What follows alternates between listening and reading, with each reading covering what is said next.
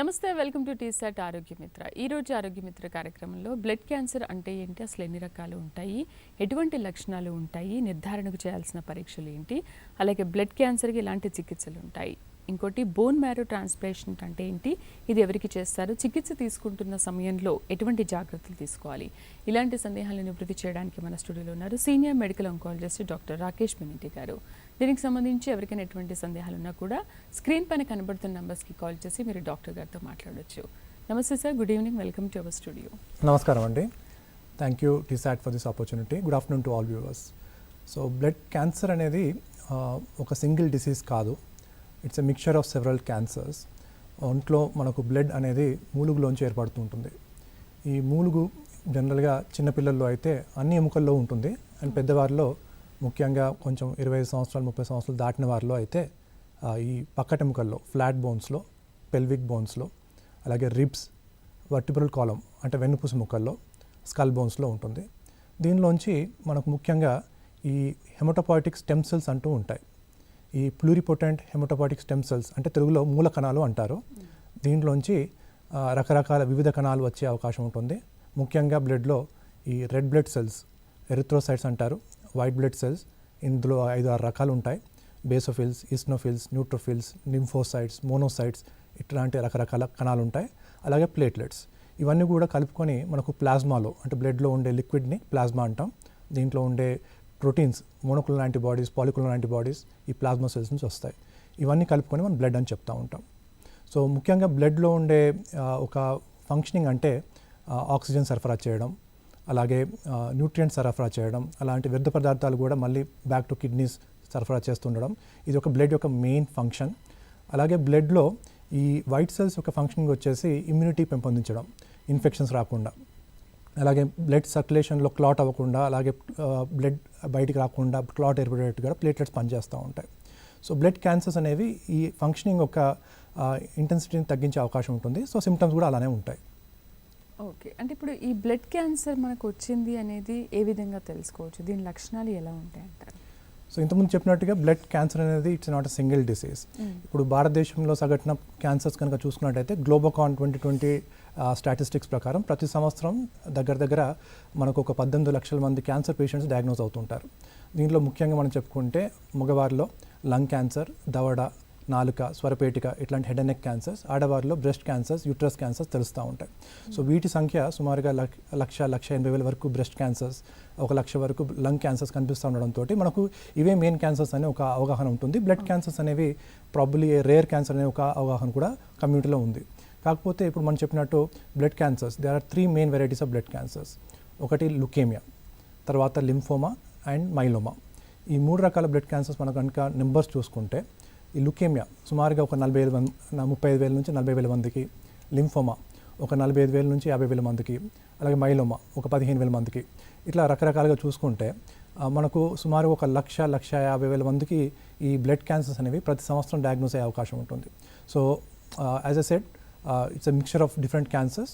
So ఓవరాల్గా it may rank among top 4 cancers in the adult men and women. అలాగే పిల్లల్లో చూసుకున్నట్టయితే it is one of the top 3 cancers. పిల్లల్లో ముఖ్యంగా మనకు బ్రెయిన్ ట్యూమర్స్, అలాగే బోన్ ట్యూమర్స్ కనిపిస్తూ ఉంటాయి. దాని తర్వాత బ్లడ్ క్యాన్సర్స్ ఎక్కువగా ఉంటాయి. So as I said, white సెల్స్లో వచ్చే ఇబ్బందులకి మనకు లుకేమియా అని పేరు పెడతాం. ఈ లుకేమియా అనేది కూడా సిమ్టమ్స్ ప్రకారం, ఒకవేళ సిమ్టమ్స్ అనేవి మనకు within few weeks to months టైంలో ఎక్కువగా అవుతుంది, దాన్ని అక్యూట్ లుకేమియా అంటాం. అలాగే కొన్ని నెలల తరబడి లేదంటే సంవత్సరాల తరబడి కొన్ని సిమ్టమ్స్ కనుక ఏర్పడుతూ ఉంటే వాటిని క్రానిక్ లుకేమియాస్ అంటాం. సో ఈ క్రానిక్ లుకేమియాస్లో, అక్యూట్ లుకేమియాస్లో మనకు ఏ సిరీస్ ఆఫ్ సెల్స్లో మనకు క్యాన్సర్ ఏర్పడుతుందని చూసుకుంటే దాని ప్రకారం అది మైలాయిడ్ లుకేమియా లేదంటే లింఫోబ్లాస్టిక్ లుకేమియా అని రకరకాలుగా చెప్పుకోవచ్చు. So as I said, leukaemia, acute and chronic leukaemia, again myeloid and lymphoblastic leukaemia. అలాగే లింఫోమాలో కూడా మనకు మెయిన్గా 2 డిఫరెంట్ వెరైటీస్ ఆఫ్ లింఫోమాస్ ఉంటాయి. ఒకటి non Hodgkin's lymphoma and another is Hodgkin's lymphoma. So Hodgkin's lymphoma కొంచెం తక్కువ ఇంటెన్సిటీ అండ్ ఈజీగా cure చేసే అవకాశం ఉంటుంది. నాన్ హాడ్జికిన్స్ లింఫోమాలో కూడా మనకు లో grade lymphoma and high grade lymphoma అని 2 రకాలుగా ఉంటాయి. సో అగైన్ మైలోమా, ఈ మైలోమా అనేది ఈ బోన్ మ్యారోలో ఉండే ప్లాస్మా సెల్స్ నుంచి ఏర్పడుతూ ఉంటుంది. ఈ ప్లాస్మా సెల్స్ బోన్ మ్యారోలో ఉండడం, బోన్స్ ఎఫెక్ట్ అవుతుండడం, బోన్స్లో ఉండే స్ట్రెంగ్త్ తగ్గిపోతుండడం, అలాగే బోన్స్లో ఉన్న కాల్షియం బ్లడ్లోకి స్పిల్ అవుతుండడం, దాన్ని మనం హైపర్ క్యాల్సిమియా అంటాం. ఇలా హైపర్ క్యాల్సిమియా ఏర్పడినప్పుడు కిడ్నీ ప్రాబ్లమ్స్ కూడా వస్తూ ఉంటాయి. ఓకే, అసలు ఇది రావడానికి కారణం ఏంటంటారు? దీనికంటే ఒక రీజన్ ఉంటుందా, లేదు జనరల్గా కూడా వచ్చేస్తుంది అంటారా బ్లడ్ క్యాన్సర్ అనేది? సో బ్లడ్ క్యాన్సర్స్కి ముఖ్యంగా మనకు రిస్క్ ఫ్యాక్టర్స్ చూసుకోవాలి. ఈ రిస్క్ ఫ్యాక్టర్స్లో మనకు హ్యాబిట్స్, స్మోకింగ్ హిస్టరీ ఉంటుంది. స్మోకింగ్ హిస్టరీయే కాకుండా ముఖ్యంగా మనకు history of previous blood family members effecting by the blood cancers, అలా ఫ్యామిలీ హిస్టరీ ఉన్న వాళ్ళకి కూడా బ్లడ్ క్యాన్సర్ వచ్చే అవకాశం ఎక్కువగా ఉంటుంది. అలాగే ఏజ్ పెరిగే కొద్దీ మనకి లింఫోమా, లుకేమియాస్ వచ్చే అవకాశం, అలాగే మైలోమా కూడా మోర్ దెన్ 55 years ఉన్న వారికి వస్తూ ఉంటుంది. ఇమ్యూనిటీ తక్కువ ఉండే వారికి, ఎస్పెషల్లీ ఆర్గాన్ ట్రాన్స్ప్లాంటేషన్ లేదంటే HIV/AIDS లాంటి ఇన్ఫెక్షన్స్ ఉన్న వారికి ఇమ్యూనిటీ తక్కువగా ఉంటుంది. ఈవెన్ దెన్ మనకు బ్లడ్ క్యాన్సర్ వచ్చే అవకాశం ఎక్కువగా ఉంటుంది. అలాగే previous history of exposure to radiation, history of chemotherapy, ఇట్లాంటి కెమికల్ ఎక్స్పోజర్ ఉన్న వారికి కూడా ఈ బ్లడ్ క్యాన్సర్స్ వచ్చే అవకాశం పెరుగుతూ ఉంటుంది. ఓకే, బ్లడ్ క్యాన్సర్ వచ్చిన మనిషిని మనం గుర్తించిన తర్వాత ముందుగా తీసుకోవాల్సిన జాగ్రత్త ఏంటంటారు? ఫస్ట్ ట్రీట్మెంట్ ఏం చేయాలి? సో మెయిన్గా మనకు సిమ్టమ్స్ తోటి పేషెంట్స్ వస్తూ ఉంటారు. సో ఒకవేళ లుకేమియా గురించి మాట్లాడుకున్నట్టయితే ఈ వైట్ సెల్స్ సంబంధించిన క్యాన్సర్ కాబట్టి ఇమ్యూనిటీ తక్కువగా ఉంటుంది. ఇమ్యూనిటీ తక్కువగా ఉండడంతో మనకు కొంచెం ఎక్కువగా ఇన్ఫెక్షన్స్ వచ్చే అవకాశం, దీంతోపాటు ఇంటర్మిటెంట్గా ఫీవర్ వచ్చే అవకాశం ఎక్కువగా ఉంటుంది. అగైన్ లుకేమియాలో వైట్ సెల్స్ ఎక్కువగా పెరిగిపోవడం, బోన్ మ్యారోలో అవే డామినేట్ చేస్తుండడంతో మిగతా రెడ్ బ్లడ్ సెల్స్ కానివ్వండి, ప్లేటెడ్ సెల్స్ కానివ్వండి తగ్గిపోతూ ఉంటాయి. ఇలా రెడ్ బ్లడ్ సెల్స్ తగ్గిపోవడం వల్ల అనీమియా అంటే రక్తలోపం, దానివల్ల వచ్చే ఫెటీగ్, హెడేక్, అస్థీనియా, పని చేయడానికి ఇబ్బంది కలగడం, ఇట్లాంటి సిమ్టమ్స్ ఉంటాయి. అలా ప్లేటెట్స్ కణాలు తగ్గిపోవడంతో బ్లీడింగ్, అలాగే చిన్న చిన్న దెబ్బలకు కూడా ఎక్కువగా చర్మం కమిలిపోతుండడం, ఈ రక్తపు స్పాట్స్ బ్లడ్ చర్మం పైన ఏర్పడుతుండడం, ఇవి మెయిన్ సిమ్టమ్స్గా చెప్పుకోవచ్చు. అంతేకాకుండా కొన్నిసార్లు ఈ ఇన్ఫెక్షన్స్ అనేవి అబ్డమన్లో ఉండొచ్చు, GI ట్రాక్లో ఉండొచ్చు, యూరినరీ ట్రాక్లో ఉండొచ్చు, అలాగే రెస్పిరేటరీ ట్రాక్లో కూడా ఉండొచ్చు. అప్పుడు దగ్గు, ఆయాసం, తెమ్మడలో రక్తం పడుతుండడం, లేదా కడుపు నొప్పి, ఒంటేల్లో మంట, ఇట్లాంటి సిమ్టమ్స్ కూడా వచ్చే అవకాశం ఉంటుంది. ఇవన్నీ ముఖ్యంగా మనకు లుకేమియాస్లో ఏర్పడుతూ ఉంటాయి. ఈ లుకేమియాస్లో again if there is a severity of onset within few వీక్స్లో మనకు సిమ్టమ్స్ వస్తే మాత్రం దాన్ని అక్యూట్ లుకేమియా అంటాం. As I said before, months తరబడి, సంవత్సరాల తరబడి సిమ్టమ్స్ ఉంటే క్రానిక్ లుకేమియాస్ అంటాం. అలాగే లింఫోమాస్, లింఫోమా అనేది ఈ లింఫ్ గ్లాండ్స్లో ఏర్పడే రక్త కణాల్లో ఏర్పడే క్యాన్సర్ కాబట్టి లింఫోమా అంటాం. ఈ లింఫ్ గ్లాండ్స్ అనేవి డిఫరెంట్ స్టేషన్స్లో, గజ్జల్లో, చంకలో, కడుపు మధ్య భాగంలో, ఛాతి మధ్య భాగంలో, గొంతులో రకరకాల స్టేషన్స్ ఆఫ్ ఇమ్యూనిటీ ఉంటాయి. సో సిమ్టమ్స్ కూడా మనకు ముఖ్యంగా ఈ లింఫ్ గ్లాండ్స్ ఎన్లార్జ్ అవుతుండడం, ఈ స్ప్లీనోమెగాలి, కడుపులో ఉండే స్ప్లీన్ కానీ లివర్ కానీ పెరుగుతూ ఉండడం, హెపటోస్ప్లీనోమెగాలి అంటాము. ఇది కూడా ఒక మేజర్ సిమ్టమ్స్ కింద చెప్పుకోవచ్చు. అలాగే లింఫోమాలో బి సిమ్టమ్స్ అని చెప్తాం. బి సిమ్టమ్స్ అంటే బరువు ఎక్కువగా తగ్గిపోవడం, ఫీవర్ ఎక్కువగా రావడం, లేదంటే నైట్ టైం ఎక్కువగా డ్రెంచింగ్ స్వెట్స్ రావడం, ఇవన్నీ బి సిమ్టమ్స్ కింద చెప్పుకోవచ్చు. Okay, and mainly again another type of cancer is myeloma. Myeloma మనం ముఖ్యంగా బోన్స్లో, మ్యారోలో ఏర్పడుతుంది కాబట్టి ఈ బోన్ డ్యామేజ్ ఎక్కువ జరుగుతుంది. దీని సిమ్టమ్స్ని మనం క్రాబ్ ఫీచర్స్ అని చెప్తాం. క్రాబ్ ఫీచర్స్ అంటే CRAB, C for hypercalcaemia, A for anaemia, R for renal damage, again B for bone damage. So ఇలాంటి క్రాబ్ ఫీచర్స్ ఉన్నప్పుడు కూడా మనం మైలోమా సస్పెక్ట్ చేసుకోవచ్చు. సో ఈ సిమ్టోమెటాలజీ బేస్ పైన, రిస్క్ ఫ్యాక్టర్స్ బేస్ పైన పేషెంట్స్ మనం ఒకవేళ క్యాన్సర్ ఉందని ఒకవేళ అనుమానం కలిగితే వారికి ఇనీషియల్గా పెరిఫరల్ బ్లడ్ స్మియర్ చేస్తాం. ఈ పెరిఫరల్ బ్లడ్ స్మియర్లో ఉండాల్సిన మోతాదులో వైట్ సెల్స్ కానివ్వండి, ప్లేటెట్స్ కానివ్వండి, అలాగే రెడ్ బ్లడ్ సెల్స్ కానివ్వండి ఉన్నాయా, వాటి షేప్స్లో కానివ్వండి, వాటి ఫంక్షనింగ్లో కానీ ఏమైనా తేడా ఉందనేది పెరిఫరల్ బ్లడ్లో తెలిసిపోతుంది. ఆ తర్వాత సెల్స్ని మనం ఇంకా క్షుణ్ణంగా మాలిక్యులర్ లెవెల్లో ఐడెంటిఫై చేసేందుకు ఫ్లో సైటోమెట్రీ అనే టెక్నిక్ వాడతాం. ఈ ఫ్లో సైటోమెట్రీ అనే టెస్ట్ మనకు పెరిఫరల్ బ్లడ్లో చేసుకోవచ్చు, లేదంటే బోన్ మ్యారో పరీక్షలు కూడా చేసుకోవచ్చు. ఇలాంటి కంప్యూటరైజ్డ్ పరికరాల వల్ల మనకు ఫ్లో సైటోమెట్రీ రిపోర్ట్స్ వల్ల మనకు acute leukaemia, chronic leukaemia diagnose అవుతుంది. ఇలా ఒకసారి డయాగ్నోస్ అయిన తర్వాత ఇంకా క్షుణ్ణంగా జన్యుపరమైన లోపాలు ఏమైనా ఉన్నాయా, ఏదైనా టార్గెటబుల్ ట్రీట్మెంట్ చేయించుకునే అవకాశం ఏమైనా ఉందా అనేది మనకు genetic analysis, karyotyping and fish analysis అని చెప్తాము. దీంట్లో మనం తెలుసుకోవచ్చు. ఫర్దర్గా ఈ లింఫోమాలో స్టేజింగ్ ప్రక్రియలు ఉంటాయి. స్టేజింగ్ అనేది లింఫ్ గ్లాండ్స్ ఎక్కడెక్కడ ఎఫెక్ట్ అయ్యాయి, మూలుగు కూడా ఎఫెక్ట్ అయిందా లేదా, ఇవన్నీ సిమ్టమ్స్ తెలుసుకునేందుకు మనకు PET CT స్కాన్ కానివ్వండి, హోల్ బాడీ CT స్కాన్ కానివ్వండి చేయొచ్చు. ఓకే, ముందు హిస్టరీ అంతా తీసుకుంటారు. ఎస్, తీసుకున్న తర్వాత ఈ టెస్ట్లు అనేవి చేస్తారు. అసలు అంటే ఇది బోన్ మ్యారో క్యాన్సర్ లేకపోతే బ్లడ్ క్యాన్సర్, ఇది వచ్చినట్టుగా మనకి ఎలా నిర్ధారణ చేస్తారు, ఎటువంటి పరీక్షల ద్వారా?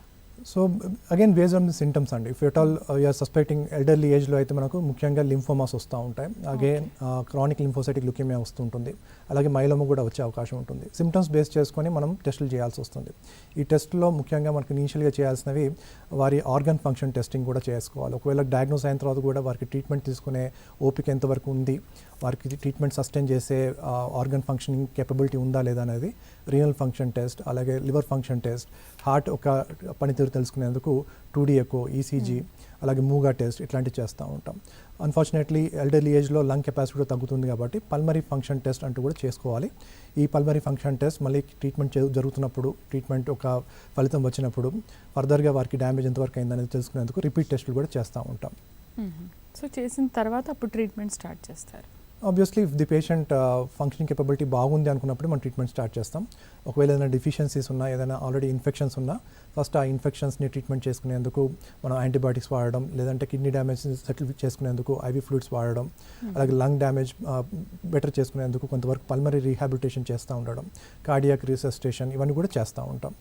అలాగే ఇనిషియల్గా మనకు ట్రీట్మెంట్ స్టార్ట్ చేసే ముందు వారికి చాలా వరకు ఈ B సిమ్టమ్స్ కానివ్వండి, లేకపోతే డిసీజ్ రిలేటెడ్ సిమ్టమ్స్ కానీ ఎక్కువగా ఉంటాయి కాబట్టి ఇనిషియల్గా ఫోకస్ కూడా ఆ సిమ్టమ్స్ యొక్క కంట్రోల్ తెచ్చుకునేందుకు, డయాగ్నోస్ అవుతున్న టైంలో కూడా వారి హెల్త్ ఎక్కువగా పాడవకుండా ఇన్పేషెంట్లో ఉండి ట్రీట్మెంట్ చేసినందుకే ప్రిఫర్ చేస్తూ ఉండాలి. ఓకే. సో ఇప్పుడున్న టెక్నాలజీ పరంగా చూసుకుంటే ట్రీట్మెంట్ విధానాల్లో కూడా చాలా మార్పులు చేర్పులు వచ్చాయి. సో ఇప్పుడున్న టెక్నాలజీ ఏంటి, ఎటువంటి చికిత్సలు చేస్తున్నారు? సో ఇప్పుడున్న టెక్నాలజీ ప్రకారం మనకు ఒక టర్న్ అరౌండ్ టైం చాలా తక్కువగా ఉంది. పేషెంట్ వచ్చిన తర్వాత డయాగ్నోస్ చేసేందుకు ఎక్కువగా టైం తీసుకోవట్లేదు. ఇనిషియల్గా మనం చూసుకుంటే even in the first part of this decade మనకు ఆల్మోస్ట్ ఒక 8 days వరకు డయాగ్నోస్ అయ్యేందుకు టైం తీసుకునేవారం. Chronic leukaemias, acute leukaemias we are going to diagnose within 48 hours. So ఈ పెరిఫరల్ బ్లడ్ స్మియర్ ఎగ్జామినేషన్, అలాగే flow cytometry techniques, bone marrow examination ఇవన్నీ కూడా within 48 hours to 72 hours మనం డయాగ్నోస్ చేయగలుగుతున్నాం. ఇలా డయాగ్నోస్ చేయడం వల్ల వారికి ట్రీట్మెంట్ మీద ఎక్కువ ఫోకస్ పెట్టుకొని, ఎక్కువగా వ్యాధి వల్ల వచ్చే డ్యామేజెస్ని కొంచెం కంట్రోల్ చేసుకొని, సబ్సిక్వెంట్గా మనకు ట్రీట్మెంట్ మీద ఫోకస్ పెట్టినప్పుడు, ఫైనాన్షియల్ కేపబిలిటీస్ మీద ఫోకస్ పెట్టుకున్నప్పుడు ఎక్కువగా ఖర్చు లేకుండా, ఎక్కువగా ఇబ్బంది పడకుండా ట్రీట్మెంట్ చేయగలుగుతున్నాం. ఇప్పుడు వచ్చిన సాఫిస్టికేషన్ అంతా కూడా సిస్టమిక్ ట్రీట్మెంట్లో కూడా చాలా వరకు బయాలజికల్ థెరపీస్ వచ్చేసాయి. బయాలజికల్ థెరపీస్ అంటే ఈ క్యాన్సర్ సెల్స్ మీద ఉండే సిగ్నల్స్కి యాంటీ సిగ్నల్ ఇచ్చేందుకు ఉపయోగపడే ట్రీట్మెంట్నే టార్గెటెడ్ థెరపీ అంటారు. ఎక్కువగా లింఫోమాలో చూసుకుంటే CD20 యాంటీబాడీస్ మనకు రిటుక్స్మాబ్ అనే మందు వస్తుంది. ఈ రిటుక్స్మాబ్ తోటి రెగ్యులర్ కీమోథెరపీ చాప్ అంటే రిటుక్స్మాబ్ ప్లస్ చాప్, చాప్ లాంటి కీమోథెరపీ తోటి మనకు లింఫోమాస్లో చాలా వరకు సక్సెస్ రేట్స్ చాలా పెరిగాయి. ఇప్పుడు ఈవెన్ స్టేజ్ 4 లింఫోమాలో కూడా మనము nearly about 55 to 60% cure rates మనం చూడగలుగుతున్నాం. అలాగే మోడర్న్ సైన్స్ యొక్క సక్సెస్ అంటే హాడ్జ్కిన్స్ లింఫోమా లాంటి ట్రీట్మెంట్ సక్సెస్ మనం చూస్తున్నాం.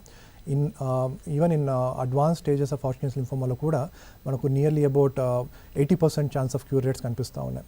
అలాగే అక్యూట్ అండ్ క్రానిక్ లుకేమియాస్, ఈ అక్యూట్ లుకేమియా అండ్ క్రానిక్ లుకేమియాలో మనకు especially the chronic myeloid leukaemia, దీంట్లో BCR-ABL అనే ఒక టెస్ట్ చేసినప్పుడు, ఫిష్ టెస్ట్ చేసినప్పుడు దానికి పాజిటివ్ వచ్చినప్పుడు దానికి యాంటీడోట్ కింద మనకు టైరోసిన్ కైనస్ ఇన్హిబిటర్స్ అనే ట్యాబ్లెట్స్ వాడుతూ ఉన్నాం.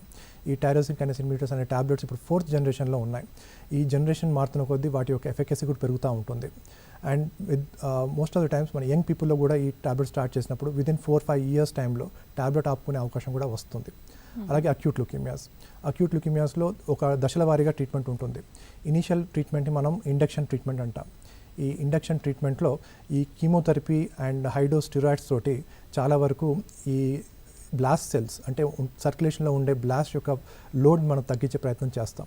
ఈ ఇండక్షన్ కీమోథెరపీ సుమారుగా ఒక 4 weeks to 5 weeks ఇన్ పేషెంట్లో చేయించుకోవాలి. ఇలా చేసిన తర్వాత మళ్ళీ బోన్ మ్యారో చేస్తాం. ఇలా బోన్ మ్యారో చేసినప్పుడు ఈ బోన్ మ్యారోలో ఉండే బ్లాస్ట్ పర్సంటేజ్ తగ్గిపోవడం, ఆ తర్వాత అలా తగ్గిపోయిన సెల్స్ని అలానే తగ్గించుకొని జీవితంలో మళ్ళీ తిరగబడకుండా చూసుకునేందుకు కన్సాలిడేషన్ అనే ట్రీట్మెంట్ ఇస్తూ ఉంటాం. ఈ కన్సాలిడేషన్ కీమోథెరపీ ఉంటుంది, లేదంటే బోన్ మ్యారో ట్రాన్స్ప్లాంటేషన్ కూడా ఉంటుంది. ఈ కీమోథెరపీ అనే కన్సాలిడేషన్ కీమోథెరపీ నెక్స్ట్ 3 months వరకు ఉంటుంది. But transplantation is main focus. Younger పీపుల్లో అట్లీస్ట్ మనకు acute leukaemias with intermediate risk ఉన్న డిసీజ్లో మాత్రం ఖచ్చితంగా ట్రాన్స్ప్లాంటేషన్, బోన్ మ్యారో ట్రాన్స్ప్లాంటేషన్ చేయించుకుంటే మంచిది. అలాగే లింఫోమాస్లో కూడా ఒకవేళ పొరపాటున ట్రీట్మెంట్ సక్సెస్ అయినా ఆ తర్వాత వ్యాధి తిరగబడ్డప్పుడు కూడా మనం we can use high dose chemotherapy and stem cell rescue, దీన్ని ఆటో ట్రాన్స్ప్లాంటేషన్ అంటాం. ఇది కూడా ఒక పద్ధతి, దీంట్లో సక్సెస్ రేట్స్ కూడా ఎక్కువగా ఉంటాయి. అలాగే మైలోమాలో జనరల్లీ క్యూర్ అంటూ ఉండదు. డిసీజ్ సిమ్టమ్స్ని కంట్రోల్ చేసేందుకు మందులు ఉంటాయి. ఇలా డిసీజ్ సిమ్టమ్స్ కంట్రోల్ చేసిన తర్వాత ఇంకా లాంగ్ టర్మ్ డిసీజ్ కంట్రోల్ కోసం మనం ఆటో ట్రాన్స్ప్లాంటేషన్ కూడా చేయించుకోవచ్చు. ఓకే, అంటే కొన్నింటికి మెడికేషన్తో అవ్వచ్చు, కొన్నింటికి థెరపీస్తో కూడా అవ్వచ్చు అంటారు. Yes madam, as per the patients disease status, వారి age and disease biology status ప్రకారం చూసుకున్నట్టయితే ఎంతవరకు మనకు మందులతో లొంగుతాయి అనేది ముందే అర్థం చేసుకోవచ్చు. అక్యూట్ ల్యూకేమియాలో గుడ్ రిస్క్ ఉంటుంది, ఇంటర్మీడియట్ రిస్క్ ఉంటుంది, పూర్ రిస్క్ ఉంటుంది. జనరల్గా ఈ గుడ్ రిస్క్ అక్యూట్ ల్యూకేమియాస్లో ట్రాన్స్ప్లాంటేషన్ అవసరం ఉండదు. But in the intermediate and poor risk acute myeloid ల్యూకేమియాలో అయినా, అక్యూట్ లింఫోబ్లాస్టిక్ ల్యూకేమియాలో అయినా మనం బోన్ మ్యారో ట్రాన్స్ప్లాంటేషన్ చేయించుకుంటే దాని యొక్క ఫలితం లాంగ్ టర్మ్ డిసీజ్ కంట్రోల్కి హెల్ప్ అవుతుంది. అంటే ఇప్పుడు ఈ బోన్ మ్యారో ట్రాన్స్ప్లాంటేషన్ అనేది ఏ పరిస్థితుల్లో వెళ్ళొచ్చు?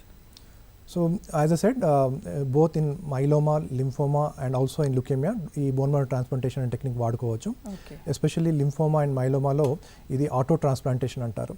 అంటే హై డోస్ కీమోథెరపీ తోటి పేషెంట్స్లో ఉండే ఈ లింఫోమా కణాలు, మైలోమా కణాలని చాలా వరకు తగ్గించి ఆ తర్వాత బోన్ మ్యారో క్షీణిస్తుంది కాబట్టి ఈ స్టెమ్ సెల్ రెస్క్యూ అంటూ మనం చేసుకోవచ్చు. ఇనీషియల్ కోర్స్ ఆఫ్ కీమోథెరపీ జరిగిన తర్వాత మళ్ళీ స్కాన్లో వ్యాధి కంట్రోల్గా ఉన్నప్పుడు మనం ఈ స్టెమ్ సెల్స్ని కలెక్ట్ చేసుకోవచ్చు. దీన్ని స్టెమ్ సెల్ మొబిలైజేషన్ ప్రొసీజర్ అంటారు. ఇలా మొబిలైజ్ చేసిన స్టెమ్ సెల్స్ని మనం long term cryopreservation, liquid నైట్రోజన్లో క్రయో ప్రిజర్వ్ చేసుకోవచ్చు. ఇలా లిక్విడ్ నైట్రోజన్లో క్రయో ప్రిజర్వ్ చేసిన సెల్స్ని ఆ తర్వాత మనం హై డోస్ కీమోథెరపీ పేషెంట్కి ఇచ్చి ఆ హై డోస్ కీమోథెరపీ వల్ల క్షీణించిపోయిన క్యాన్సర్ కణాలు క్షీణించిపోతాయి. ఆ తర్వాత రెగ్యులర్గా రక్తం ప్రొడ్యూస్ చేసేందుకు కూడా మూల కణాలు ఉండవు. అలాంటి పరిస్థితుల్లో మనం క్రయో ప్రిజర్వ్ చేసిన సెల్స్ని మళ్ళీ రీఇంట్రొడ్యూస్ చేస్తాం.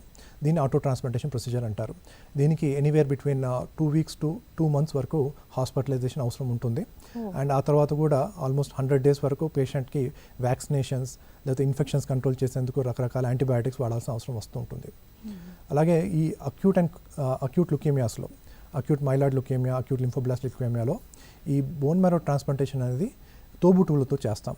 దీన్ని అల్లో ట్రాన్స్ప్లాంటేషన్ అంటారు, అల్లో హెచ్ఎస్సిటీ. ఈ అల్లో హెచ్ఎస్సిటీ అనేది హెచ్ఎల్ఏ మ్యాచ్తో సంబంధించింది, బ్లడ్ గ్రూప్తో కాకుండా హెచ్ఎల్ఏ మ్యాచ్తో సంబంధించింది. ఈ హెచ్ఎల్ఏ మ్యాచ్ అనేది ఒకే తండ్రికి తల్లికి పుట్టిన తోబుట్టువుల్లోంచి మనం కనుక టెస్టింగ్ చేసినప్పుడే, ఫుల్ మ్యాచ్ ఉన్నప్పుడు అయితే full match related donor transplantation అంటాం. అగైన్ ఒకవేళ మ్యాచ్ లేకపోతే ఐదర్ తండ్రితోటి కానీ తల్లితోటి కానీ హాఫ్ మ్యాచ్ ట్రాన్స్ప్లాంటేషన్ చేసుకునే అవకాశం కూడా ఉంటుంది. అలా కాకుండా ఫుల్ మ్యాచ్ కోసం ప్రయత్నం చేసేటప్పుడు ఈ రిజిస్ట్రీ సొసైటీస్లో, ఇండియన్ రిజిస్ట్రీ సొసైటీస్లో, ఇంటర్నేషనల్ రిజిస్ట్రీ సొసైటీస్లో మనం ఆ డోనర్స్ గురించి వెతుక్కోవచ్చు. ఈ డోనర్స్ కనుక మనకు వేరే దేశాల్లో కానీ మన దేశంలో కానీ దొరికినట్టయితే దాన్ని మ్యాచ్ అన్రిలేటెడ్ డోనర్ అంటారు. సో ఇట్లాంటి రకరకాల ఈ స్టెమ్ సెల్ సోర్సెస్ నుంచి మనం బోన్ మ్యారో ట్రాన్స్ప్లాంటేషన్ చేయించుకునేందుకు చాలా వరకు అవకాశాలు ఉంటాయి. అలాగే ఈ పోస్ట్ ట్రాన్స్ప్లాంటేషన్ కాంప్లికేషన్స్ కూడా మనం దృష్టిలో పెట్టుకోవాలి. దీంట్లో గ్రాఫ్ట్ ఫెయిల్యూర్, అక్యూట్ జీవీఎస్టీ, క్రానిక్ జీవీఎస్డీ ఇట్లాంటి రకరకాల సిమ్టమ్స్ వస్తుంటాయి, రకరకాల కాంప్లికేషన్స్ వస్తూ ఉంటాయి. దీనికి ఒక క్రమంగా స్టెరాయిడ్స్ వాడుతుండడం, లేదంటే క్రమంగా ఇమ్యూనోసప్రెసివ్ థెరపీ వాడుతుండడం, అలాగే మ్యాచ్ చేస్తుండడం, graft versus leukaemia effect and graft versus host disease ఇట్లాంటి సిమ్టమ్స్ని మనం మ్యాచ్ చేసుకుంటూ ముందుకెళ్తూ ఉండాల్సి వస్తుంది. జాగ్రత్తగా ఉండాలి ఇదేమైనా ఆఫ్టర్ సర్జరీ. ఎస్. ఓకే, అయితే మన దేశంలో సంవత్సరానికి చూసుకుంటే ఎంతమంది ఈ బ్లడ్ క్యాన్సర్ బారిన పడుతుంటారు? సో మన దేశంలో ముఖ్యంగా గ్లోబోకాన్ 2020 ఈ స్టాటిస్టిక్స్ వచ్చిన తర్వాత సుమారుగా almost 1.8 million Indian patients are suffering with cancer. అంటే almost 20 lakh new cancer patients are diagnosed every year. So దీంట్లో ముఖ్యంగా మనకు మగవారిలో ఈ టొబాకో రిలేటెడ్ క్యాన్సర్స్ ఎక్కువగా, లంగ్ క్యాన్సర్, స్వరపేటిక, దవడ, నాలుక ఇట్లాంటి క్యాన్సర్స్ ఎక్కువగా ఉంటాయి. ఆడవారిలో బ్రెస్ట్ క్యాన్సర్స్ ఎక్కువగా ఉంటాయి. అగైన్ రూరల్ ఏరియాస్లో మనకు ఇప్పుడు సర్వైకల్ క్యాన్సర్ అనేది ఎక్కువగా కనిపిస్తూ ఉంటుంది. సో సర్వైకల్ క్యాన్సర్ కూడా సుమారుగా 120,000 నుంచి 150,000 మందికి ప్రతి సంవత్సరం డయాగ్నోస్ అవుతూ ఉంటుంది. బ్రెస్ట్ క్యాన్సర్ ఆల్మోస్ట్ 180,000 వరకు డయాగ్నోస్ అవుతూ ఉంటుంది. లంగ్ క్యాన్సర్ కూడా almost similar numbers 150,000 to 180,000 diagnose అవుతూ ఉంటాయి. సో బ్లడ్ క్యాన్సర్ ఈ నెంబర్స్తో కంపేర్ చేసుకుంటే తక్కువగా కనిపించవచ్చు. ఇండివిజువల్గా ఒక్కో క్యాన్సర్ కనుక మనం చూసుకున్నట్టయితే ఈ myeloma around 15,000 to 20,000, lymphoma around 35,000 to 45,000, అలాగే లుకేమియా అరౌండ్ 45,000 to 50,000. ఇలా చూసుకుంటే ఇండివిజువల్ క్యాన్సర్స్ తక్కువగా కనిపించవచ్చు. కానీ but when you club all these cancers together and call it as a blood cancers almost ఒక 90,000 to 110,000 వరకు కనిపిస్తూ ఉన్నాయి. సో క్యుములేటివ్గా చూసుకుంటే blood cancer is one of the top 5 cancers in adult men and women. And again it ranks among top 3 of paediatric cancers. ఎందుకంటే paediatric పేషెంట్స్లో మనకి ఎక్కువగా acute leukaemias, Burkitt's lymphomas, high grade lymphomas ఎక్కువగా కనిపిస్తూ ఉంటాయి. So in paediatric పాపులేషన్లో కూడా ఇది చాలా ఎక్కువ పెద్ద మోతాదులో మనకు కనిపిస్తూ ఉంది. అంటే అంత ఎక్కువగా కనిపించడానికి అవేర్నెస్ లేక ఎక్కువగా అవుతున్నాయి అంటారా? It's a factor of both awareness as well as early diagnostics. ఇంత ముందు కాలంలో మనం ఎక్కువ డయాగ్నోస్టిక్ టెస్ట్ చేయకపోవడం వల్ల చాలా వరకు ఈ రక్తహీనత, ఈ రక్తలోపం, ఫీవర్స్, ఇన్ఫెక్షన్స్ మిగతా వాటి మీద ఎక్కువ కాన్సన్ట్రేట్ చేయడంతో వీటి డయాగ్నోస్టిక్స్ ఎక్కువగా లేకపోవడం, అలాగే ఇప్పుడు ప్రజెంట్ ఉన్న పాపులేషన్లో ఈ యొక్క ఆహార అలవాట్లు, again life style status and exposure to chemicals, ప్రతి ఒక్కటి కూడా ప్లాస్టిక్లో వ్రాప్ చేయబడుతుంది. So exposure to this petrochemical products, again air pollution, ఇవన్నీ కూడా major risk factors for blood cancers. And over and above I think people are living longer. I think as we grow older ఈ blood cancers వచ్చే అవకాశం కూడా పెరుగుతూ ఉంటుంది. Okay, ఈ bone marrow transplantation ఒకవేళ చేయాల్సి వస్తే ఏంటి ప్రాసెస్, ఎలా ఉంటుంది, ఏం చేస్తారు? So as I said, bone marrow transplantation అనేది వ్యాధి కంట్రోల్ ఉన్న తర్వాత చేసే procedure. It is not something that we can do while the disease is very active. So acute లుకేమియాలో అయినా సరే, లింఫోమాలో అయినా సరే, మైలోమా అయినా సరే, ఇనీషియల్గా there is a course of induction. So initial course of ఇండక్షన్లో చాలా వరకు వ్యాధి తీవ్రత తగ్గించబడుతుంది. ఒకసారి ఈ వ్యాధి తీవ్రత పూర్తిగా తగ్గిపోయిన తర్వాత మూలుగులో ఉండే ఈ కణాలని మనం మొబిలైజ్ చేస్తాం. దీన్ని స్టెమ్ సెల్ మొబిలైజేషన్ అంటారు. ఇంతకుముందులా కాకుండా బోన్ మ్యారోలో సర్జరీ లాంటి ప్రొసీజర్స్ ఏమీ చేయం. బ్లడ్లో ప్లేట్లెట్స్ ఎలా అయితే తీసుకుంటామో, రక్తం ఎలా అయితే తీసుకుంటామో, ఈ స్టెమ్ సెల్స్ కూడా అదే ప్రొసీజర్లో తీసుకోవచ్చు. ఎఫరెసిస్ యూనిట్స్ అనేవి ఉంటాయి. దీనిలో ఇనీషియల్గా ఈ గ్రోత్ ఫ్యాక్టర్స్ అంటూ ఇస్తాం.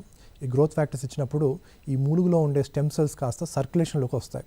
ఇలా వచ్చిన సర్క్యులేషన్లో ఉండే ఈ సెల్స్ని మనం ఎఫరెసిస్ యూనిట్స్ వల్ల ఫిల్టర్ చేసుకొని స్టోర్ చేసుకోవచ్చు. ఒకసారి ఈ స్టోర్ చేయడం అంటే క్రయో ప్రిజర్వ్ చేస్తాం. అంటే -80°C ఈ సెల్స్ని స్టోర్ చేస్తాం.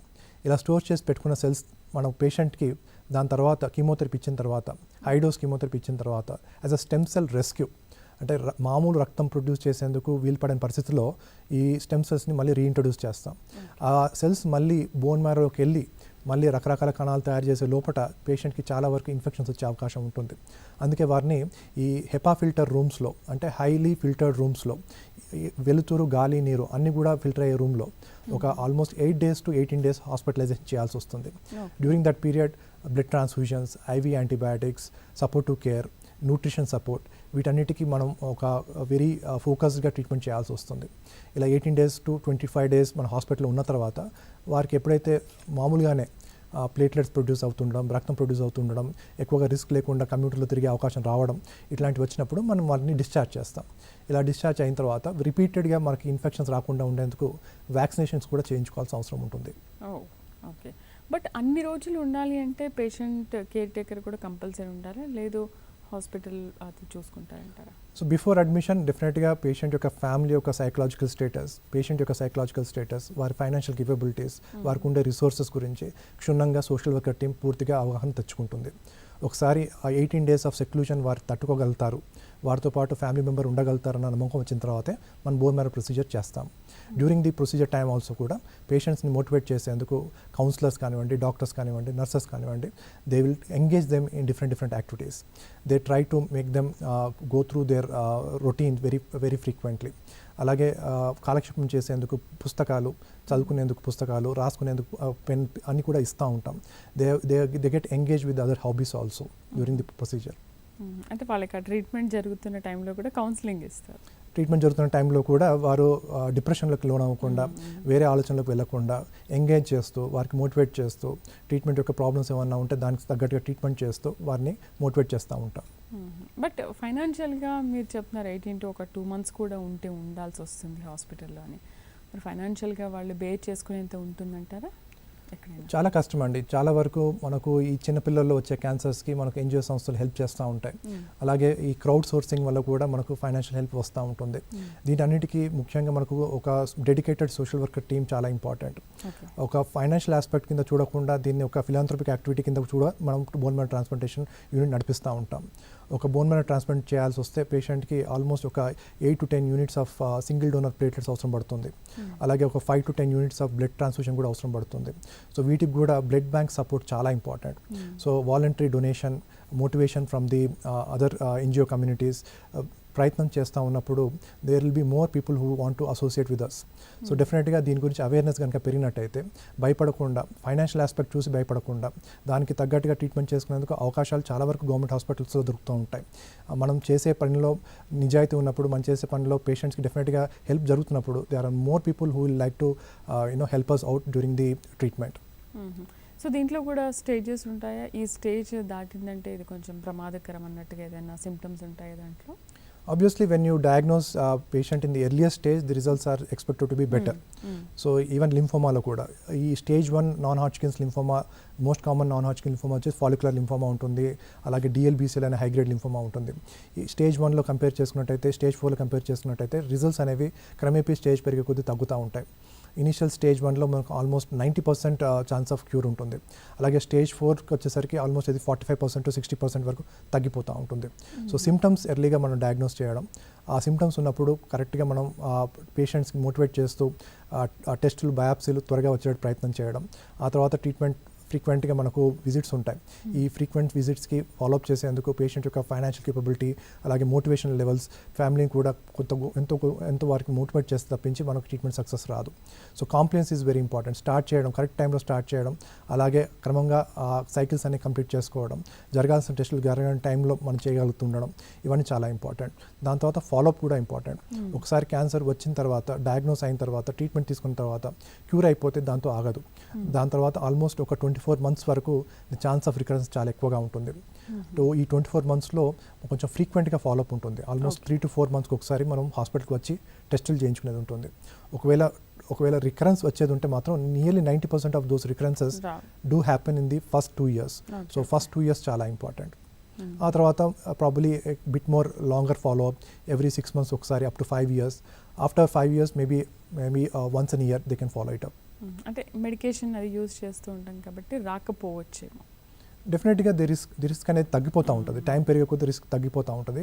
But at the back of the mind we should always be aware that this cancer unfortunately is a life long affair.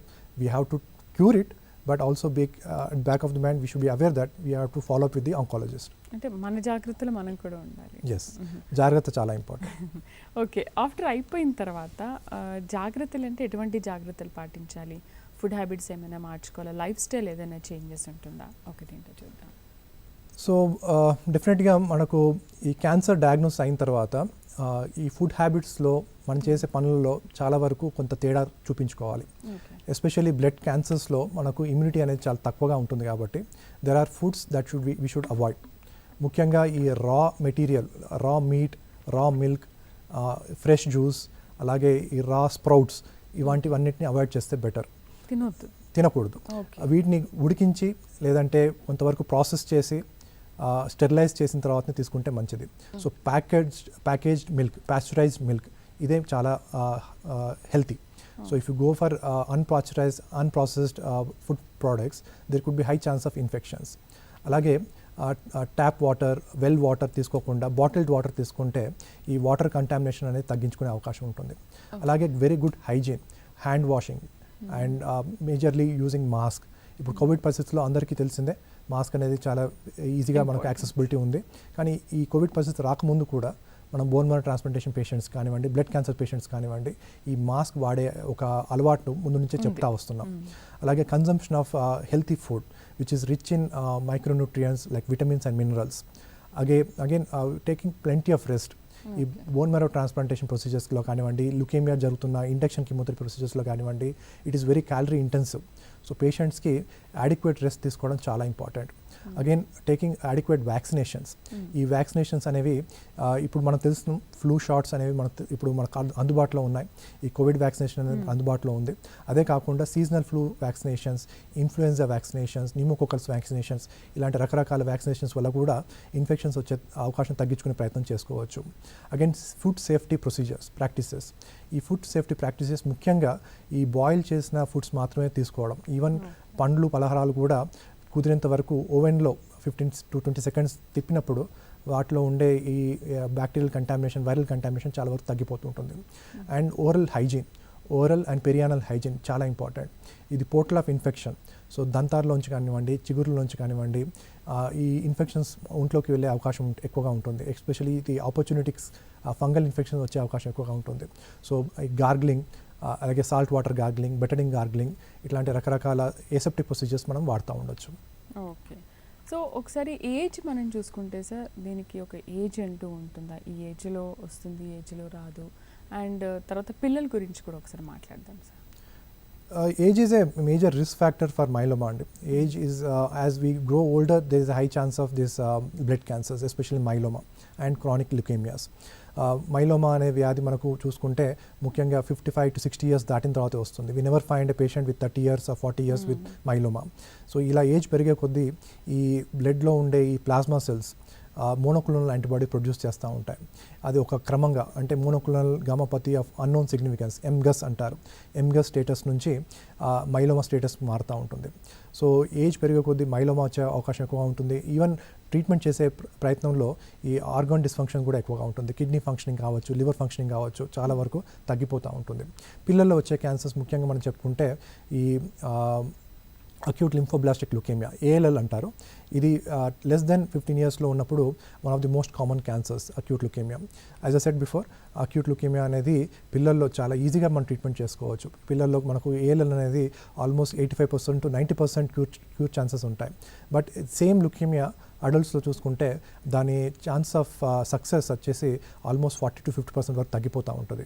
So paediatric age గ్రూప్లో ల్యూకేమియాస్ రావడం పెద్ద కంగారు పడాల్సిన విషయం కాదు. There is high chance of cure. Again, there are more people who want to help out pediatric patients than elderly patients. So the treatment గురించి, ఖర్చు గురించి తల్లిదండ్రులు ఎలాంటి భయం పెట్టుకోకుండా డెఫినెట్గా హాస్పిటల్ రావాలి.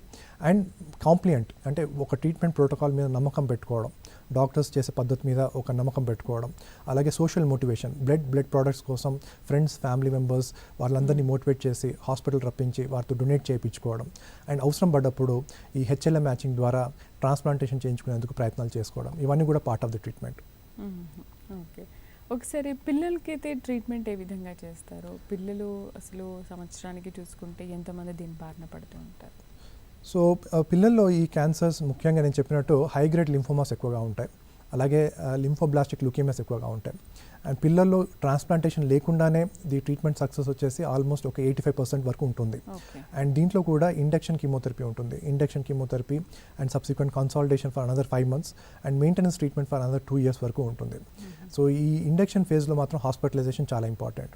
ఇండక్షన్లో సక్సెస్ వచ్చిన వారికి మనం కన్సాలిడేషన్ చేసేటప్పుడు కొన్నిసార్లు హాస్పిటలైజేషన్, కొన్నిసార్లు OPD విజిట్స్ ఎక్కువగా ఉంటుంది. ఇది ఒక 5 months వరకు నడుస్తూ ఉంటుంది. ఆ తర్వాత మెయింటెనెన్స్ ట్రీట్మెంట్ టాబ్లెట్ రూపంలో ఉంటుంది. అది ఒక 2 years వరకు తీసుకోవచ్చు. ట్రీట్మెంట్ చేసినప్పుడు పిల్లలు స్కూల్కి వెళ్ళేందుకు కానివ్వండి, వాడికి ఎడ్యుకేషన్ కోసం కానివ్వండి, మనకు సపరేట్గా ఒక ఆన్లైన్ క్లాసెస్లో కానివ్వండి, we can make arrangement for those patients. అలాగే ఈ లింఫోమాస్లో మేజర్గా Burkitt lymphoma, again lymphoblastic lymphoma, ఇట్లాంటి హై గ్రేడ్ లింఫోమాస్ ఎక్కువగా మన పిల్లలు కనిపిస్తూ ఉంటాయి. ఇలాంటి లుకీమియాస్ అండ్ లింఫోమాస్కి again chemotherapy is the main treatment. And very rarely recurrence వచ్చినప్పుడు మాత్రమే బోన్ మ్యారో ట్రాన్స్ప్లాంటేషన్ వాడుతూ ఉంటాం. సార్, ఈ కీమోథెరపీస్ పిల్లలకి ఇస్తున్న టైంలో ఎటువంటి ప్రాబ్లమ్స్ ఏమీ రావా? వాళ్ళకి కూడా, పెద్దవాళ్ళకి హెయిర్ ఫాల్ ఇలాంటివి ఉన్నప్పుడు వాళ్ళకు కూడా జరుగుతూ ఉంటుందా? వాళ్ళు అంటే ఎటువంటి అభద్రతకి ఏమీ లోనవరంటారా? సో పిల్లలు are much more plastic than adults. అంటే వారు చెప్పిన విషయాన్ని చాలా ఈజీగా గ్రహించేస్తారు. అండ్ మాస్క్ ధరించడం, అలాగే ట్రీట్మెంట్ ప్రోటోకాల్స్ పాటిస్తూ ఉండడం, మనం చెప్పిన ఇన్స్ట్రక్షన్స్ ఫాలో అవడంలో పిల్లలే బెస్ట్. సో పిల్లలకు ఉన్నంత మోటివేషన్ పెద్దవాళ్ళలో మనం చాలా ఎక్కువ చూడలేం. సో వాళ్ళ ఒక డిసిప్లిన్ అనేది చిన్నపిల్లల్లో చాలా ఎక్కువగా ఉంటుంది. ఒక్కసారి మనం మదర్స్ని మోటివేట్ చేసిన, పేరెంట్స్ని మోటివేట్ చేసిన, వారికి ఆ పిల్లలకి ఆ అవగాహన కలిగించినప్పుడు డెఫినెట్గా కాన్ఫిడెన్స్ అనేది, ఒకసారి మనం పేషెంట్స్ యొక్క కాన్ఫిడెన్స్ తీసుకున్నట్టయితే పిల్లలు ఖచ్చితంగా మన మాట వింటారు.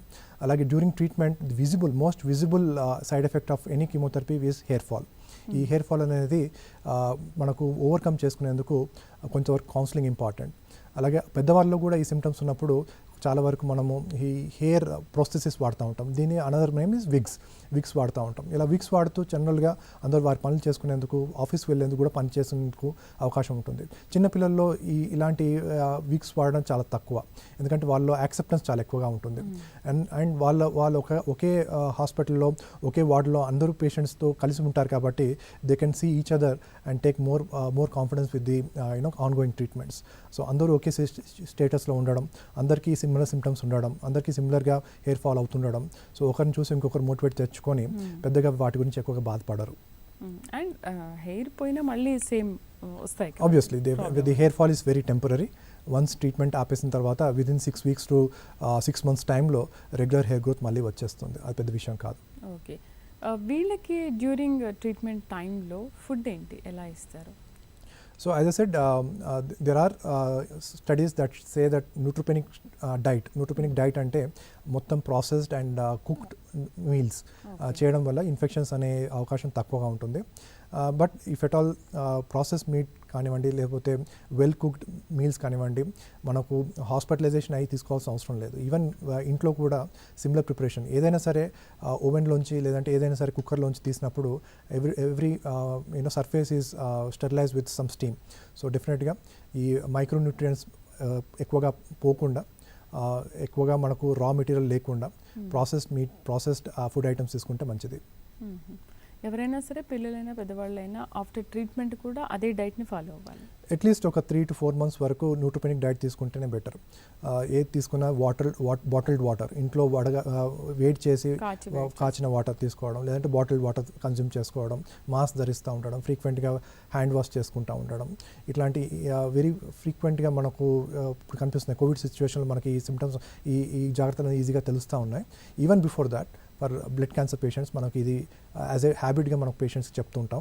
అలాగే ఎక్కువగా గ్రూప్స్లో వెళ్ళకుండా, ఎక్కువగా ఏమంటారు అది ఫంక్షన్స్ కానివ్వండి, ఏదైనా గెట్ టుగెదర్ కానివ్వండి, వెళ్ళినప్పుడు డెఫినెట్గా లిమిటెడ్ నెంబర్ ఆఫ్ పీపుల్కి కాంటాక్ట్ అవుతుండడం బెటర్. ఓకే, దూరంగా ఉంటే మంచిది. మరి ఒకవేళ ఆఫ్టర్ ట్రీట్మెంట్ అయిపోయిన తర్వాత స్కూల్, కాలేజ్, ఆఫీస్కి వెళ్ళే పిల్లలు వాళ్ళు కూడా ఉంటారు కదా, అట్లీస్ట్ ఫర్ 3 months ఆ సిమ్టమ్స్ ఇనీషియల్ ఇమ్యూనిటీ డెవలప్ అయ్యేంత వరకు వెయిట్ చేసి ఒకసారి 3 months to 4 months 100 days of careful precautions తీసుకున్న తర్వాత, వారికి ఒకసారి మనం వ్యాక్సినేషన్స్ అన్ని చేసిన తర్వాత they can go about their activities like any other person.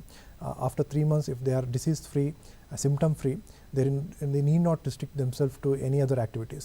As per రెగ్యులర్గా వారు చేసే పనిలో కానివ్వండి, చదువులో కానివ్వండి, యాక్టివ్గా పార్టిసిపేట్ చేసుకోవచ్చు. ఎలాంటి సిమ్టమ్స్ ఉన్నా సరే దానికి మళ్ళీ ట్రీట్మెంట్ చేయించుకునేందుకు రావాలి తప్పించి వారి యొక్క రొటీన్ లైఫ్ మాత్రం డిస్టర్బ్ చేసుకోవాల్సిన అవసరం ఉండదు. ఎవరి పని వాళ్ళు చేసుకోవాలి. ఓకే, సో ఒక్కసారి పిల్లల్లో అటాక్ అయిన తర్వాత మళ్ళీ వాళ్ళ ఒక ఏజ్ వచ్చేసరికి మళ్ళీ వచ్చే అవకాశం ఏదైనా ఉంటుందా? మనకు లాంగ్ టర్మ్ సర్వైవర్షిప్ అంటూ క్లినిక్స్ నడిపిస్తూ ఉంటాం హాస్పిటల్స్లో. ఎస్పెషల్లీ పీడియాట్రిక్ క్యాన్సర్ పేషెంట్స్ కనుక ట్రీట్మెంట్ చేసినప్పుడు ఈ లాంగ్ టర్మ్ సర్వైవర్ క్లినిక్స్ అనేవి నడిపిస్తూ ఉంటాం. ఈ లాంగ్ టర్మ్ సర్వైవర్ క్లినిక్స్లో వాళ్ళ యొక్క గ్రోత్ రేట్, వాళ్ళ యొక్క ఎమోషనల్ స్టేటస్, అలాగే లాంగ్ టర్మ్ వాళ్ళకి వచ్చే కార్డియాక్ ప్రాబ్లమ్స్, ఫర్టిలిటీ ప్రాబ్లమ్స్, వీటి మీద ఎక్కువగా దృష్టి పెడతా ఉంటాం. అగైన్ వొకేషనల్ ట్రైనింగ్, కొన్నిసార్లు ట్రీట్మెంట్స్ వల్ల కొన్ని అవయవాలు తీసేసినప్పుడు, ఎస్పెషలీ లింబ్ సాల్వేజ్ సర్జరీస్ లాంటివి చేయలేనప్పుడు వారికి ఉండే అవడితనం పోగొట్టుకునేందుకు అలాంటి వొకేషనల్ ట్రైనింగ్ కూడా ఇస్తూ ఉంటాం. అంతేకాకుండా ఫ్యూచర్లో వారికి ఉండే ఈ ఫర్టిలిటీ ఇష్యూస్ కోసం ముందు నుంచే కౌన్సిలింగ్ చేసి ఫ్యామిలీని, లేకపోతే వారికి ఉండే లోకల్ ఫిజిషియన్తో మాట్లాడి వారికి హార్మోన్ రీప్లేస్మెంట్ థెరపీ కానివ్వండి, లేకపోతే ఈ గ్రోత్ స్టంటింగ్ జరుగుతున్నప్పుడు ఎక్స్ట్రా న్యూట్రిషన్ తీసుకోవడం కానివ్వండి, ఇట్లాంటి మనం వారికి మోటివేట్ చేసి చెప్తూ ఉంటాం. ఓకే, ఎస్పెషల్లీ ఒకసారి మనం లేడీస్ గురించి మాట్లాడతాం. మహిళల్లో సాధారణంగా వచ్చే cancers breast and uterus cancers వస్తూ ఉంటాయి కదా, సో వీటిని అసలు ఎలా గుర్తించాలి, గుర్తించిన తర్వాత ఏం చేయాలి? సో మహిళల్లో ముఖ్యంగా మనకు చెప్పుకోవాల్సిన క్యాన్సర్స్ వచ్చేసి బ్రెస్ట్ క్యాన్సర్స్ ఉంటాయి, సర్వైకల్ క్యాన్సర్స్ ఉంటాయి. ఇంతకుముందు మనం చూసుకుంటే in the early part of 2010s మనకు ఈ డివైడ్ ఉండేది. అంటే ది రూరల్ అండ్ అర్బన్ పాపులేషన్లో వచ్చే మహిళల్లో వచ్చే క్యాన్సర్స్ అనేవి కొంచెం వేరేలా ఉండేటివి. రూరల్ పాపులేషన్లో ఎక్కువగా సర్వైకల్ క్యాన్సర్స్ అండ్ ఈ అర్బన్ పాపులేషన్స్లో ఎక్కువగా బ్రెస్ట్ క్యాన్సర్ కనిపిస్తూ ఉండేది. Because we are motivating most of the rural women for cancer screening. ఈ ప్యాప్స్మియర్ స్క్రీనింగ్ కానివ్వండి, హెచ్పివి వ్యాక్సినేషన్స్ కానివ్వండి, వీటి వల్ల ఈ సర్వైకల్ క్యాన్సర్స్ యొక్క నెంబర్స్ తగ్గిపోతున్నాయి. And now it is unfortunately breast cancer is much more commoner. Again breast cancer is much more commoner because of again better screening. Mammography తోటి ఎక్కువగా మనం ఈ బ్రెస్ట్ క్యాన్సర్స్ డయాగ్నోస్ చేసేందుకు ప్రయత్నం చేస్తున్నాం. And even educating younger people nearly about 45 years to 50 years ఉన్న ఆడవారిలో కూడా మనం ఈ బ్రెస్ట్ క్యాన్సర్స్ ఎర్లీ స్టేజ్లో గుర్తించేందుకు ఈ బయాలటరల్ మ్యామోగ్రఫీ అనే టెక్నిక్స్ మనం వాడుతూ ఉన్నాం. సో దీనివల్ల ఒక అడ్వాంటేజ్, ఒక disadvantage. The advantage is that we are diagnosing them in a much more earlier stage, and at this stage when we treat them there is a high chance of cure.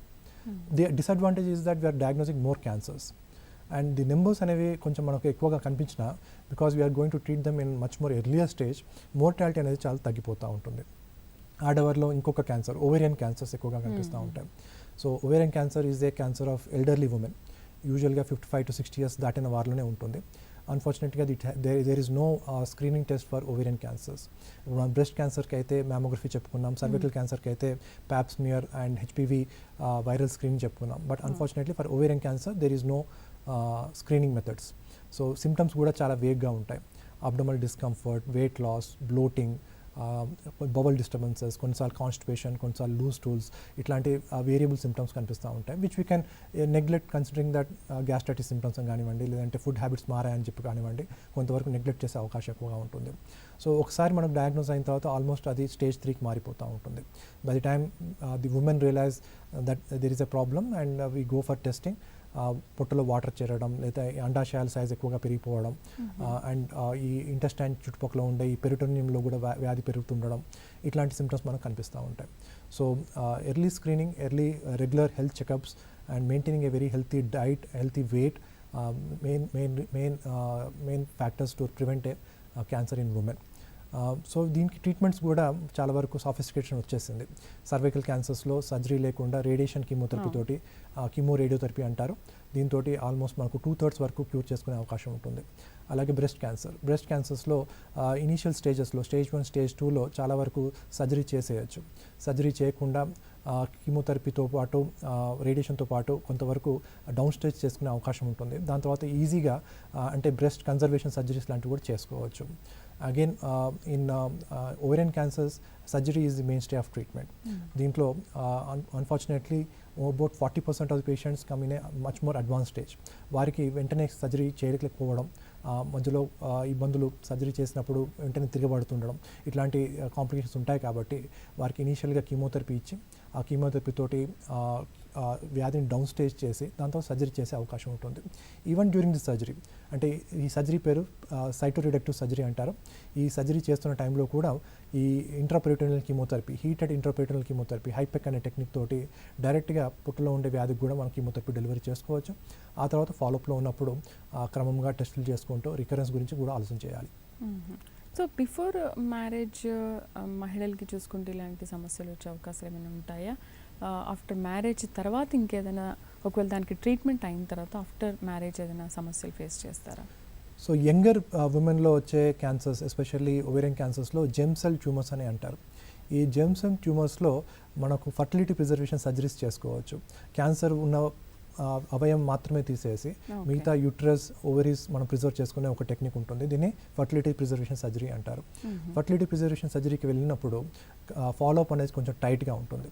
And we don't want miss an opportunity to treat. So త్వరగా family complete అయిన వెంటనే మనం మళ్ళీ major surgery చేసుకునే, పూర్తిగా మనకు prophylactic surgery చేసుకునే అవకాశం కూడా ఉంటుంది. ఓకే. సో వాళ్ళు కూడా ఆఫ్టర్ ట్రీట్మెంట్ తగిన జాగ్రత్తలు అయితే పాటించాలి. ఎస్. సో ఎస్పెషల్లీ యంగర్ ఉమెన్లో వచ్చే బ్రెస్ట్ క్యాన్సర్స్లో, యంగర్ ఉమెన్లో వచ్చేసే ఓవేరియన్ క్యాన్సర్స్లో మనకు hereditary breast cancer and ovarian cancer syndromes అంటూ ఉంటాయి. దీన్ని BRCA1 అండ్ BRCA2 టెస్టింగ్ అని అంటారు. ఇలాంటి టెస్టింగ్లో మనకు జన్యుపరమైన లోపాలు ఏమైనా ఉన్నాయా అనేది తెలుస్తుంది. Unfortunately about 10 to 15% of breast cancers and nearly about 30% of ovarian cancers can be hereditary. So ఇలాంటి హెరిడిటరీ సిండ్రోమ్స్ ఉన్నప్పుడు మనకు పేషెంట్తో పాటు పేషెంట్ యొక్క మిగతా ఫ్యామిలీ మెంబర్స్ కూడా స్క్రీనింగ్ చేసుకునే ఒక అవకాశం వస్తుంది. అండ్ ఇప్పుడు వచ్చే ట్రీట్మెంట్స్లో కూడా ఈ BRCA1 అండ్ BRCA2 టెస్టింగ్ వల్ల కొంతవరకు పోస్ట్ సర్జికల్ ట్రీట్మెంట్స్ కూడా కొంచెం మార్పు వస్తుంది. ఓకే. ఇంకా బ్లడ్ క్యాన్సర్కి సంబంధించి ఏం చెప్తారు ఆడియన్స్కి? సో బ్లడ్ క్యాన్సర్స్ అనే మాట వినగానే చాలామంది చాలా భయపడిపోతూ ఉంటారు. ఈ బ్లడ్ క్యాన్సర్ అనేది ఒక misnomer. As I said, it is not a single disease. It's a mixture of at least 4-5 other cancers. So దీనిలో ముఖ్యంగా leukaemias, the severity of symptoms ఎక్కువగా కనిపించినప్పుడు ఫ్యామిలీ అంతా కూడా ట్రీట్మెంట్ గురించి వ్యాధి గురించి చాలా వరకు అపోహలు వస్తూ ఉంటాయి. సో ఎలాంటి సిమ్టమ్స్ ఉన్నా సరే, ఎంత సివియర్గా సిమ్టమ్స్ ఉన్నా సరే, మనం డయాగ్నోస్ చేయగలిగి ట్రీట్మెంట్ చేయగలిగితే there is a chance of cure, especially in the acute leukaemias. Chronic లుకేమియాస్లో this is the success story of the modern medicine.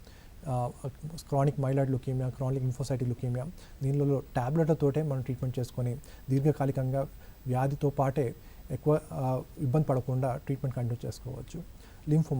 లింఫోమాస్లో కూడా మనకు ఈ లో grade lymphomas, high grade lymphomas అంటూ చాలా రకాలు ఉంటాయి.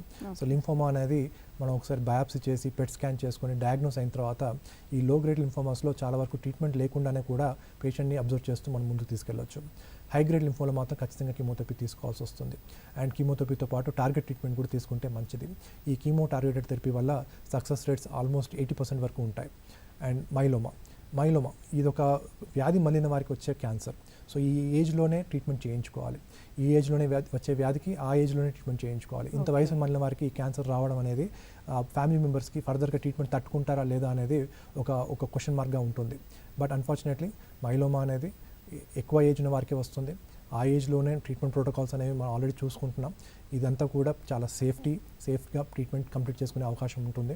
అండ్ క్వాలిటీ ఆఫ్ లైఫ్ కూడా బాగా ఉంటుంది. ఒకవేళ ట్రీట్మెంట్ కనుక తీసుకోకపోతే bone pains, renal failure, fractures ఇట్లాంటి మేజర్ సిమ్టమ్స్ వచ్చే అవకాశం ఉంటుంది. సో ఎంత ఎర్లీగా మనం సిమ్టమ్స్ గుర్తించి దానికి డయాగ్నోస్ చేసుకొని దాని ప్రకారంగా ట్రీట్మెంట్ చేసుకుంటూ ముందు తీసుకెళ్తే పేషెంట్ యొక్క క్వాలిటీ ఆఫ్ లైఫ్ కూడా మనం చాలా వరకు ప్రిజర్వ్ చేసుకోవచ్చు. ఓకే, అంటే ట్రీట్మెంట్ జరుగుతున్న టైంలో కూడా మన ఫుడ్ హ్యాబిట్స్ని కంట్రోల్ చేయాలి. We have to control everything. మనకు కుదిరేంత వరకు మనకు ఉండే అందుబాటులో ఉండే అన్ని అవకాశాల్లో కొంతవరకు కంట్రోల్ తెచ్చుకునే ప్రయత్నం చేయాలి. ఎవరిని మీట్ అవుతున్నాం, ఎవరిని కలుస్తున్నాం, ఏ వెహికల్లో హాస్పిటల్కి వెళ్తున్నాం, అక్కడికి వెళ్ళిన తర్వాత ఎక్కడ కూర్చుంటున్నాం, పేషెంట్ ఒక పూర్తి స్టేటస్ని మనం కంట్రోల్ తెచ్చుకోవాలి. అలాగే వారు తీసుకునే ఆహారంలో ఎలాంటి రా మెటీరియల్ ఉండకపోతే మంచిది. Everything has to be processed and cooked. Again bottled water intake తీసుకోవడం, మాస్క్ ధరించడం. అగైన్ ట్రీట్మెంట్ ప్రోటోకాల్స్ జరుగుతున్నప్పుడు ఈ కాంప్లికేషన్స్ అనేవి ఎక్కువగా వస్తుంటాయి. కణాలు తగ్గిపోతున్నప్పుడు ఫీవర్స్ అనేవి ఎక్కువగా వస్తుంటాయి. ఇలా ఫీవర్స్ కానివ్వండి, కాంప్లికేషన్ కానీ వచ్చినప్పుడు వెంటనే ఎమర్జెన్సీ రూమ్కి వెళ్ళడం, ఫీవర్స్ని ఫ్రీక్వెంట్గా చెక్ చేస్తూ ఉండడం. ఫీవర్ ఉన్నప్పుడు అట్లీస్ట్ 99.4 డిగ్రీ ఫారెన్హీట్ ఉన్నప్పుడు దాని ఫీవర్ అంటాం. అలా ఫీవర్ ఉన్నప్పుడు వెంటనే యాంటీబయాటిక్స్ స్టార్ట్ చేసుకుంటే మంచిది. ఇలాంటి ఫిబ్రైల్ న్యూట్రోపీనియాని కరెక్ట్గా ట్రీట్మెంట్ చేసినప్పుడు ఎర్లీగా గుర్తించి ఫీవర్ని ట్రీట్మెంట్ చేసుకుంటే ఆ ట్రీట్మెంట్ యొక్క కాంప్లికేషన్స్ తగ్గిపోవడం వల్ల ఓవరాల్ ట్రీట్మెంట్ కాస్ట్ కూడా తగ్గించుకునే అవకాశం వస్తుంది. అలాగే ఈ డైట్లో కూడా మనకు పెద్దగా ఎక్కువగా పట్టింపు పెట్టుకోవద్దు. పేషెంట్కి ఎలాంటి ఆహారం ఇష్టమో అదే ఆహారాన్ని కొంచెం శుభ్రంగా తయారు చేసుకుంటే మంచిది. ఓకే, అంటే హాస్పిటల్లో అయినా కూడా ఇంట్లో అయినా కూడా వేరెవర్ పేషెంట్ని ఎక్కువగా ఇబ్బంది పెట్టకూడదు. అగైన్ ఈ ఫ్రూట్ జ్యూసెస్లో ఎక్కువగా కాన్సన్ట్రేట్ చేయకపోతే మంచిది. దీంట్లో వచ్చే గ్లూకోజ్ వల్ల పెద్దగా మనకు షుగర్ రస్ వస్తుంది తప్పించి పెద్దగా వచ్చేది ఏమి ఉండదు. సో మోర్ న్యూట్రిషియస్ ఫుడ్ అంటే ఈ ప్రోటీన్ ఎక్కువగా ఉండే ఎగ్స్ కానివ్వండి, సోయా కానివ్వండి, సోయా మిల్క్ కానివ్వండి, పనీర్ కానివ్వండి, ఇట్లాంటి హై ప్రోటీనేషియస్ డైట్ మీద కాన్సన్ట్రేట్ చేస్తే better. And we also give some sort of supplementations. But as I said it's a supplement, cannot be a substitute to the diet తీసుకుంటూ ఆ supplements తీసుకుంటే మంచిది. కానీ చాలా వరకు మనం మోటివేట్ చేస్తున్న కొంతవరకు అపోహలు అనేవి మన కమ్యూనిటీలో ఉంటాయి.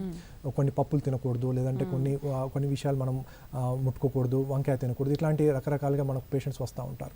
సో షుగర్ కంప్లీట్గా డౌన్ చేసుకోవాలి, షుగర్ తినకూడదు, క్యాన్సర్ పేషెంట్ షుగర్ తినకుండా ఉంటే ఆ షుగర్ వల్ల క్యాన్సర్ పెరిగే అవకాశం తక్కువగా ఉంటుంది. ఇట్లాంటి అపోహలు మనం వింటూ ఉంటాం. Sugar is necessary for regular body recovery also. So మనం డయాబెటీస్ కానీ హైపర్టెన్షన్ కానీ లేనప్పుడు అడిక్వేట్ క్యాలరీస్ తీసుకోవడం, అడిక్వేట్ ప్రోటీన్ తీసుకోవడం, అగైన్ ఫిజికల్గా ఎంతవరకు కుదిరితే అంతవరకు యాక్టివ్గా ఉండే ప్రయత్నం చేయడం, ఇట్లాంటి సూచనలు పాటిస్తూ I think they can clearly take care of their patient. Okay, వీళ్ళల్లో ఒకవేళ డయాబెటిక్ పేషెంట్స్ ఉంటే ఏంటి పరిస్థితి, ఎలా ఉండాలి? యూజువల్గా బ్లడ్ క్యాన్సర్ పేషెంట్స్ కనుక మనకు డయాబెటీస్ ఉంటే we prefer to use more insulin. Tighter control కోసం ప్రయత్నం చేస్తూ ఉంటాం, ఫ్రీక్వెంట్గా టెస్ట్ చేస్తూ ఉంటాం. డైట్లో as a said high glycemic index ఉండే ఫుడ్ కాకుండా లో గ్లైసిమిక్ ఇండెక్స్ ఉండే ఫుడ్ తీసుకుంటే మంచిది. So high glycemic index food అంటే మనకు ఈజీలీ అబ్జార్బ్ అయ్యే కార్బోహైడ్రేట్స్, ఇవి కాకుండా కాంప్లెక్స్ కార్బోహైడ్రేట్స్, రాగి, అలాగే మిల్లెట్స్, సీరియల్స్, ఇట్లాంటి రకరకాల మిక్స్డ్ మల్టీగ్రెయిన్ ఐటమ్స్ తీసుకుంటే మంచిది. రైట్ సార్, చివరిగా ఏం చెప్తున్నారు ఆడియన్స్కి? సో బ్లడ్ క్యాన్సర్స్ గురించి కంగారు పడాల్సింది కాదు, వీటి గురించి అవగాహన పెంచుకోవాలి. చిన్నపిల్లల్లో అయినా పెద్దవారిలో అయినా సరే ఈ క్యాన్సర్స్ వచ్చినప్పుడు ట్రీట్మెంట్స్ ఖచ్చితంగా చేయించుకోవాలి. Early diagnosis leads to early treatment and early treatments lead to complete cure. So cure అనేది మనం దృష్టిలో పెట్టుకున్న కంప్లీట్గా మనకు ఒక ఫాలోఅప్ చేస్తూ మళ్ళీ రికరెన్స్ కూడా రాకుండా ప్రయత్నాలు చేసుకునే అవకాశం ఉంటుంది. అండ్ మరొకసారి ఏంటంటే చాలామంది పేషెంట్స్ మీరు ఇందాక అన్నారు మనం సపరేట్గా అట్లా ఉండాలి, ఇది మెయింటైన్ చేయాలి అని. బట్ మిగతా వాళ్ళు ఏంటంటే వీళ్ళకి ఏదో వ్యాధి ఉంది, వీళ్ళ దగ్గరికి వెళ్ళొద్దు అన్న లెవెల్లో ట్రీట్ చేస్తూ ఉంటే సో వాళ్ళని ఎలా మీరు కౌన్సిలింగ్ చేస్తారు అండ్ ఇంట్లో వాళ్ళకి ఏం చెప్తారు? సో పేషెంట్కి ఉండే పరిస్థితి ప్రకారం వారికి మనం సోషల్ సపోర్ట్ ఇస్తూ ఉండాలి. దూరంగా పెట్టడం అనేది తప్పు. అండ్ మనం చూసాం కోవిడ్ సిచ్యువేషన్లో ఎంతవరకు ఈ ఐసోలేషన్లో పేషెంట్ ఎంతవరకు కునిగిపోతున్నారు, డిప్రెషన్కి లోనవుతున్నారు మనం చూస్తున్నాం. సో దూరంగా పెట్టడం అనేది దీనిలో సొల్యూషన్ కాదు. ఈ సోషల్ స్టిగ్మా నుంచి మనం బయటికి రావాలి. ఈ సపోర్ట్ సిస్టమ్స్ అనేవి ఫ్యామిలీతో స్టార్ట్ అవుతుంది, ఫ్రెండ్స్తో స్టార్ట్ అవుతుంది అండ్ ఈవెన్ హాస్పిటల్లో డాక్టర్స్ తోటి, నర్సెస్ తోటి, వారి కమ్యూనిటీ మెంబర్స్ తోటి అందరితోటి పాల్గొని మనం ఖచ్చితంగా పేషెంట్స్ మోటివేట్ చేస్తూ ఉండాలి. So there is no stigma in blood cancer. Blood cancer ముట్టుకుంటే కానీ, మాట్లాడితే కానీ, క్లోజ్గా మింగిల్ అవుతే కానీ స్ప్రెడ్ అయ్యేది కాదు. ఈ బ్లడ్ క్యాన్సర్స్ అనేవి జన్యుపరమైన లోపాల వల్ల మూల కణాల్లో ఉండే ఈ లక్షణాలు, దీనివల్ల వచ్చే క్యాన్సర్స్ ఇవి అంత ఈజీగా స్ప్రెడ్ అయ్యే క్యాన్సర్స్ కావు. సో ఖచ్చితంగా వారికి మోటివేట్ చేసుకుంటూ, ఫ్యామిలీని మోటివేట్ చేస్తూ, ఫైనాన్షియల్ టాక్సిసిటీని భరిస్తూ, వాటికి సంబంధించిన ఎన్జిఓ సంస్థలకి మనం దరఖాస్తు పెట్టుకుంటూ, ఫిలాంథ్రపిస్ట్ తోటి హెల్ప్ తీసుకుంటూ, ఈ క్రౌడ్ సోర్సింగ్తో కానివ్వండి, లేకపోతే ఇన్సూరెన్స్లో కానివ్వండి, ఇలాంటి రకాల సోర్సెస్లోంచి మనం ఫైనాన్షియల్ హెల్ప్ తీసుకుంటూ ట్రీట్మెంట్ చేయించుకుంటే మంచిది. రైట్ సార్, ఈరోజు బ్లడ్ క్యాన్సర్ అంటే ఏంటి, ఎన్ని రకాలు అంటే అసలు ఎలాంటి ట్రీట్మెంట్ తీసుకోవాలి, దాని విధానాల గురించి ఆడియన్స్ అందరికీ చాలా చక్కగా వివరించారు. Thank you very much. నమస్కారం. Thank you very much. ఇది వాళ్ళ టీసాట్ ఆరోగ్యమిత్ర కార్యక్రమం. మరొక అంశంతో మళ్ళీ కలుద్దాం. Stay tune.